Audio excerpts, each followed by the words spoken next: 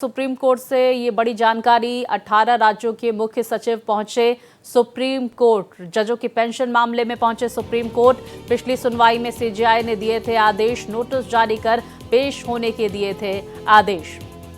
18 राज्यों के मुख्य सचिव पहुंचे हैं सुप्रीम कोर्ट। जजों के पेंशन के मामले में सुप्रीम कोर्ट पहुंचे।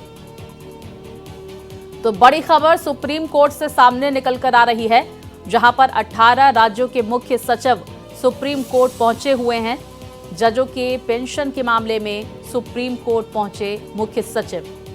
पिछली सुनवाई में सीजेआई की तरफ से आदेश दिए गए थे, नोटिस जारी कर पेश होने के आदेश दिए गए थे। तो सुप्रीम कोर्ट से यह बड़ी खबर, 18 राज्यों के मुख्य सचिव सुप्रीम कोर्ट पहुंचे हुए हैं। जजों के पेंशन के मामले में सुप्रीम कोर्ट पहुंचे हैं मुख्य सचिव।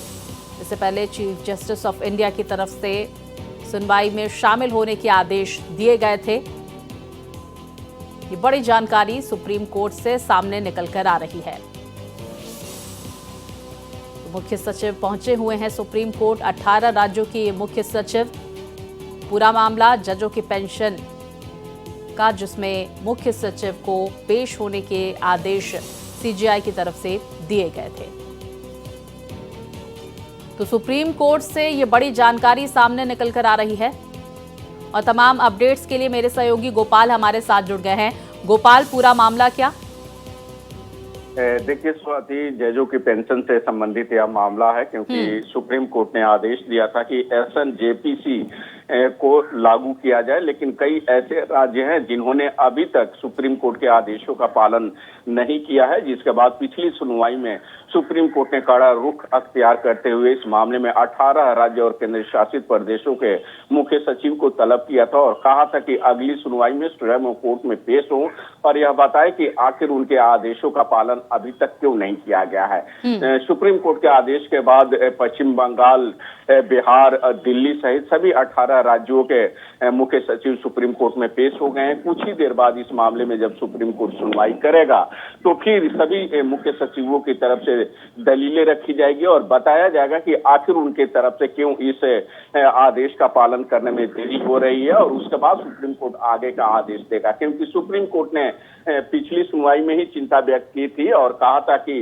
जिस तरीके से निचली अदालत के जजों को मात्र 8,000 से 8,500 रुपया पर महीने पेंशन मिलता है, यह बहुत कम है और आज के समय के लिए यह जो है इतने पैसे में जीवन काटना मुश्किल है। लिहाजा केंद्र सरकार की ओर से पेश है, अटॉर्नी जनरल से भी कहा था कि आप सरकार से बात करें और कोशिश करें कि इसको लेकर के कोई पॉलिसी बने।